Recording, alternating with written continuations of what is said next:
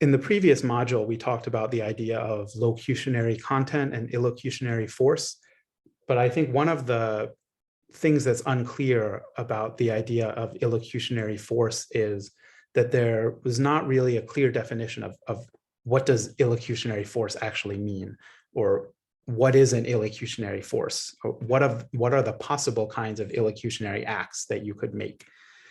Usually when you read about pragmatics, you will see lots of examples of these. So if you read about illocutionary force or illocutionary acts, you will see, oh, illocutionary acts include things like apologizing, threatening, warning, promising, stating, betting, declaring, whatever. So this is kind of a list of things that can be illocutionary acts, but it's not really a definition. Another problem with this way of listing illocutionary acts is basically we're just listing English verbs that correspond to things that we can do. And so then the problem is, if we think about other languages or other cultures, it's not clear if the possible illocutionary acts will match this.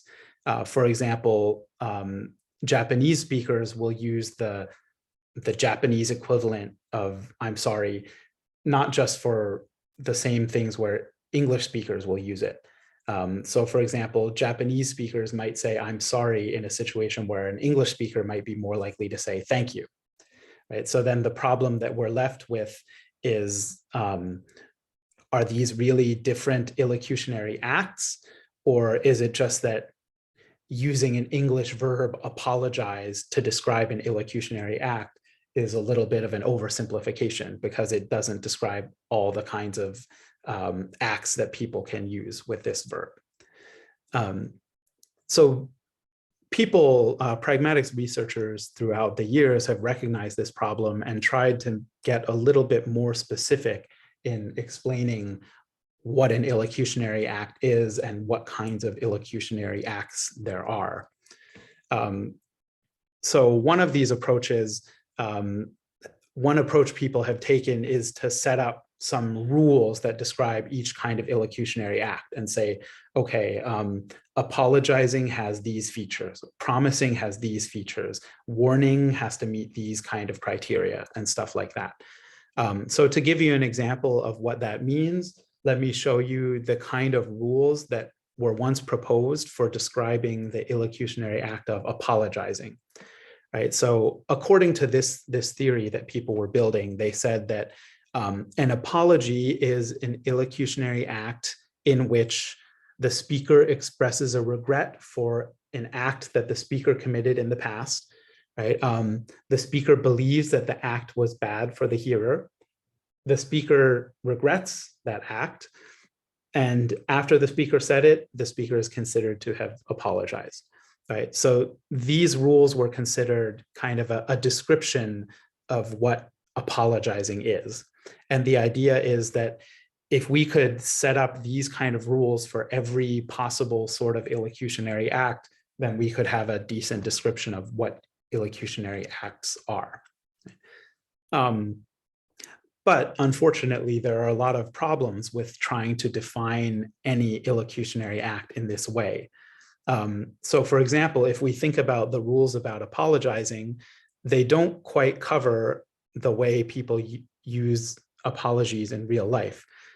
So for example, we can apologize for things that other people did. We can say like, oh, I'm sorry my kid broke your toy or something like that. We can say, I'm sorry my dog bit you. So that wouldn't fall into the rules that we saw before, which said that an apology is when a speaker apologizes for an act that the speaker did. The rules also said that a speaker is apologizing for an act they did in the past. But in real life, sometimes people apologize for things that they are going to do in the future.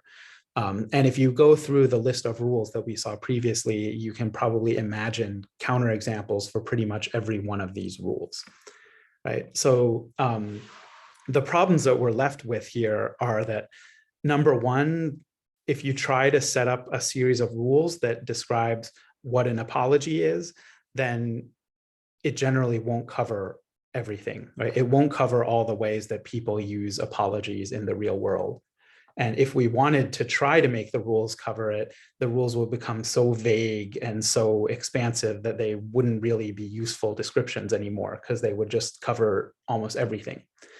The rules also don't quite seem to capture these subtle differences between sorts of speech acts that look very similar, or that sometimes seem to follow the same rules, but that we have an intuition that the speech acts are different. So for example, in English, we have things like commanding and ordering. It's very difficult to set up a series of 4 rules where commanding follows different rules than ordering. But an English speaker will seem to have some intuitions that these mean slightly different things. Or we saw a similar case with the example of apologizing previously, where apologizing in English and apologizing in Japanese seem to follow slightly different rules, but it might be difficult to capture these in this sort of rule-based method. So we don't investigate this rule-based method very much in this class, but I think that there's an interesting lesson to learn from this, which is that trying to cover how language is used by a strictly rule-based account usually doesn't work very well, because people use language in a pretty creative way. And this is a point that Jenny Thomas makes in her chapter discussing this, which is that we can't really make up absolute rules that will cover how people use language, particularly when we're talking about pragmatic things like illocutionary force, because one of the special things about language is that people use it in creative ways and they break the rules when they want to express something new, right? So ultimately, unfortunately, this analysis leaves us in the same kind of unsatisfactory place where we started, which is that we have this vague idea that an utterance has locutionary content and illocutionary force. We still don't really have a clear definition of what illocutionary force is. But this is something that we can continue to investigate as we discuss in class.